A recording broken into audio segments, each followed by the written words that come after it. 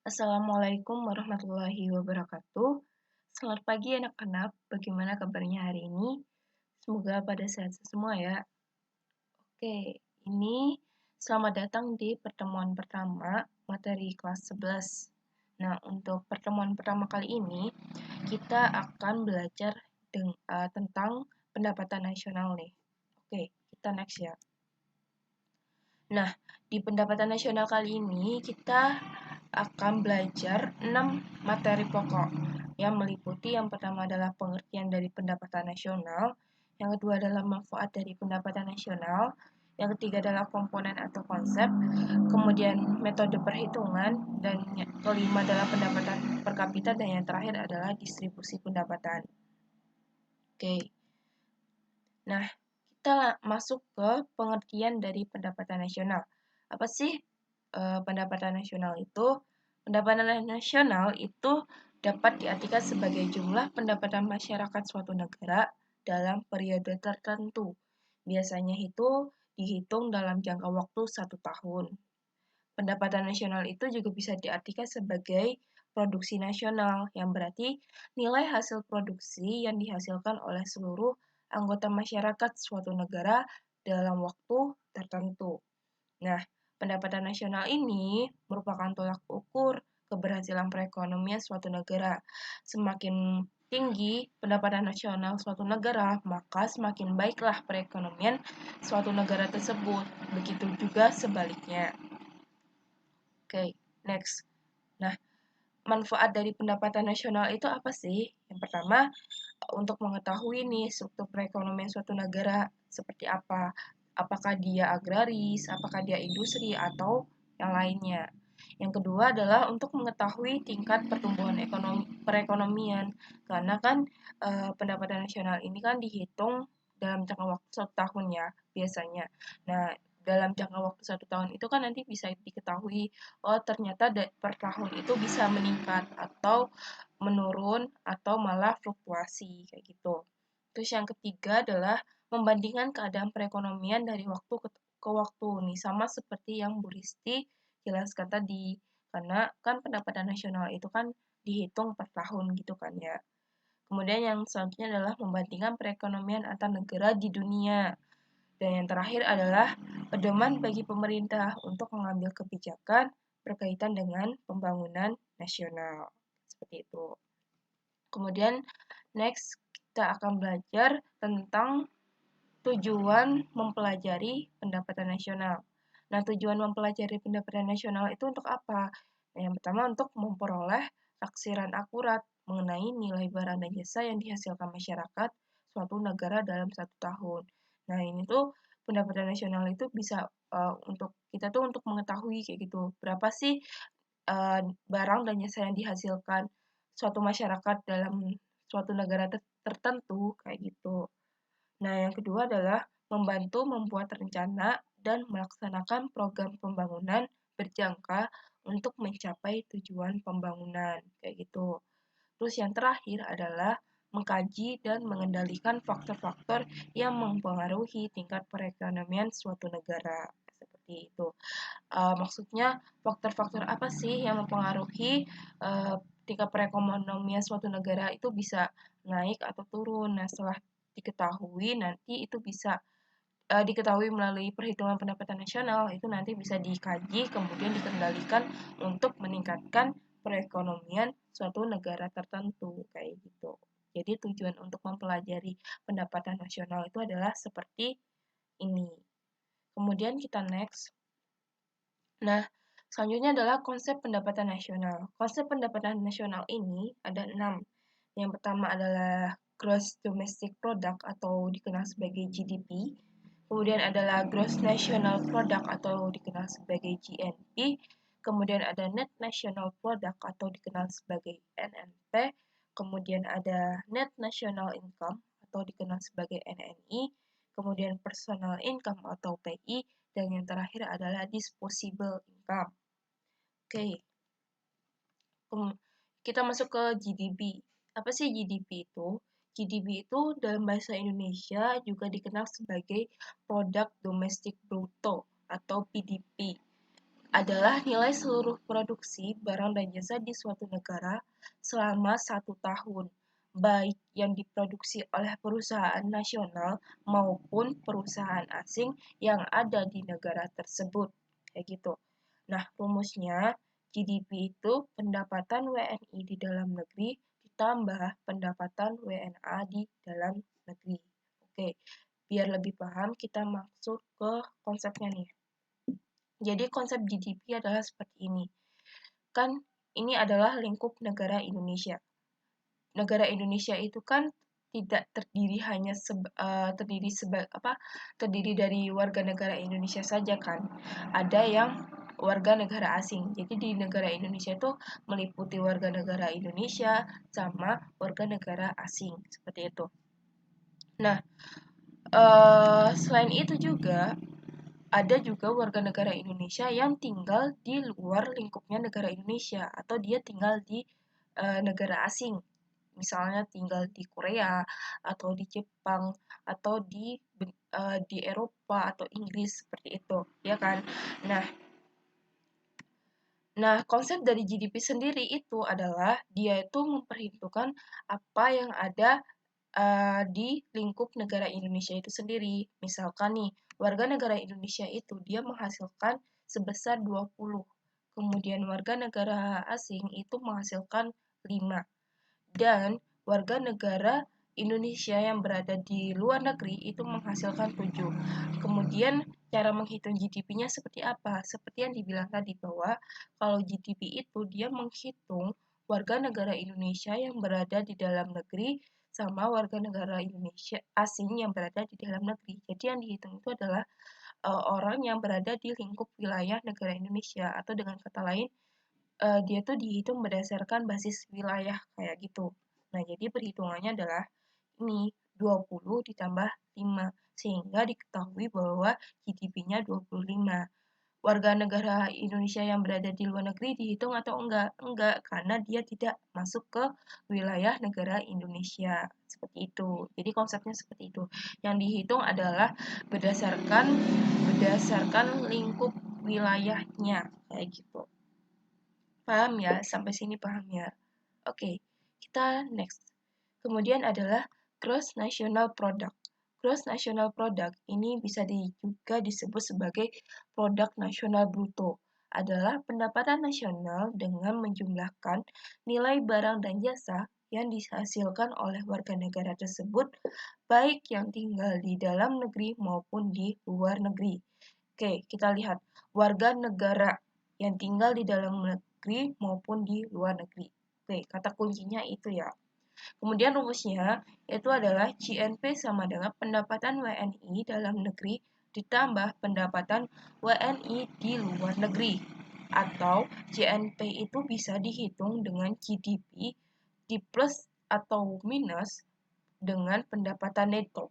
Kemudian pendapatan neto itu sendiri adalah selisih dari pendapatan WNI luar negeri ditambah pendapatan WNA di dalam negeri. Oke, sampai sini paham? Oke, biar lebih paham kita masuk ke konsep. Tadi kan kalau GDP itu kan berdasarkan wilayah, sedangkan kalau GNP itu sama, cuman yang dihitung itu adalah warga negara Indonesia di dalam negeri ditambah dengan warga negara Indonesia yang berada di luar negeri. Jadi, misalkan warga negara Indonesia itu menghasilkan 20, warga negara asing itu menghasilkan 5. Kemudian, warga negara Indonesia yang tinggal di luar negeri itu menghasilkan 7. Lalu GNP-nya berapa? GNP-nya yang ditambah itu adalah warga negara Indonesia yang berada di dalam negeri itu sebesar 20 ditambah dengan warga negara Indonesia yang tinggal di luar negeri sebesar 7, sehingga GNP-nya adalah 27. Ini berdasarkan cara yang pertama. Tadi kan ada 2 cara kan? 2 caranya itu GDP GDP-nya tadi kan ketemu 25 nih. Nah, kemudian ditambah atau dikurangi dengan pendapatan neto kan. Nah, pendapatan neto itu diperoleh dari apa? Pendapatan dari warga negara Indonesia yang di luar negeri dikurangi dengan warga negara asing yang ada di dalam negeri. Itu kan Nah, yang di warga negara Indonesia yang ada di luar negeri itu kan 7. Kemudian yang WNA dalam negeri itu kan 5. Sehingga selisihnya kan 2 dan dia positif kan. Kalau positif berarti tinggal ditambah. Kalau misalnya dia negatif berarti tinggal dikurangin aja. Nah, karena ini tadi kan positif, berarti 25 ditambah 2 sama dengan 27. Sama kan hasilnya. Jadi kayak gitu. Jadi konsep GNP itu yang dihitung adalah warga negaranya. Warga negaranya, baik dia itu tinggal di luar negeri maupun dia tinggal di dalam negeri. Terus, GNP itu juga bisa dihitung dengan cara mencari pendapatan neto. Pendapatan netonya dihitung dengan cara pendapatan warga negara Indonesia yang ada di luar negeri itu dikurangi atau ditambah dengan pendapatan negara asing, warga negara asing yang ada di dalam Indonesia seperti itu. Jadi kayak gitu ya. Paham sampai sini? Oke.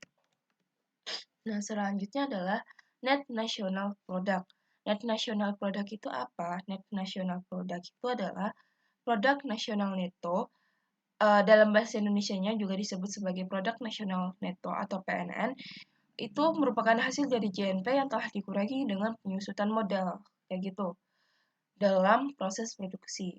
Inti dari NNP itu adalah pendapatan nasional itu dilihat hanya dari laba yang diperoleh, karena tujuan dari NNP adalah mencari neto atau nilai bersih dari suatu produksi.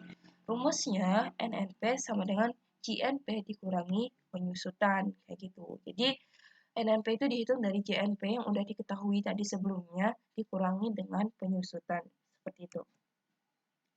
Selanjutnya adalah Net National Income atau NNI. NNI ini bisa juga disebut sebagai pendapatan nasional bersih atau PNB. Ini menghitung pendapatan nasional berdasarkan jumlah balas jasa yang diterima oleh masyarakat sebagai pemilik faktor produksi. Rumusnya NNI sama dengan NNP dikurangi pajak tidak langsung ditambah subsidi kayak gitu. NNP tadi yang diketahui sebelumnya, kemudian dia dikurangi pajak tidak langsung ditambah subsidi seperti itu.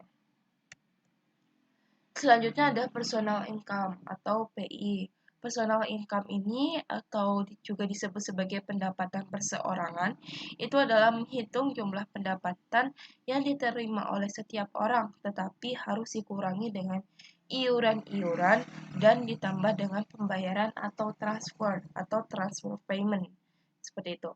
Nah, iurannya itu terdiri dari laba ditahan, kemudian iuran asuransi, terus ada iuran perseroan, kemudian ada iuran jaminan sosial seperti itu.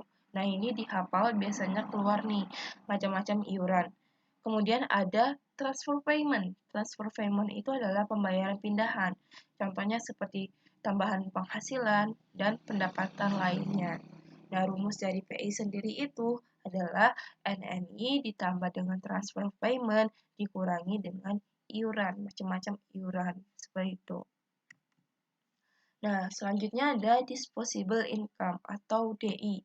Disposable income ini merupakan pendapatan yang siap untuk dimanfaatkan untuk membeli barang dan jasa beserta tabungan yang disalurkan menjadi investasi dan telah dikurangi pajak langsung.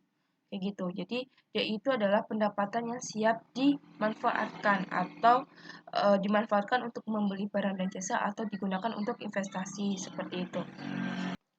Nah, rumus dari kemudian pajak langsung itu apa? Pajak langsung itu adalah pajak yang bebannya tidak dapat dialihkan kepada orang lain. Contohnya itu adalah pajak pendapatan nih.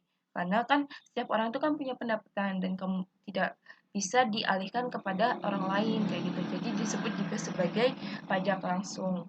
Nah, rumusnya itu DI sama dengan personal income atau PI dikurangi dengan pajak langsung. Jadi seperti itu ya. Nah,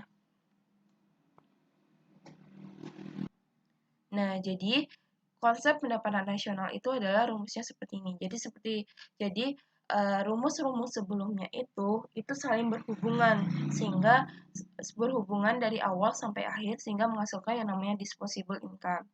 Jadi, untuk mencari GDP itu adalah pendapatan WNI dalam negeri ditambah pendapatan WNA dalam negeri. Kemudian menghasilkan yang namanya GDP. Nah, dari GDP ditambah atau dikurangi dengan pendapatan neto, itu kemudian menghasilkan yang namanya GNP. Nah, GNP kemudian dikurangi dengan penyusutan, ini menghasilkan NNP. Nah, NNP ini dikurangi dengan pajak tidak langsung ditambah dengan subsidi, dia menghasilkan NNI. Nah, dari NNI ini dikurangi dengan iuran, terus kemudian ditambah transfer payment, dia menghasilkan PI.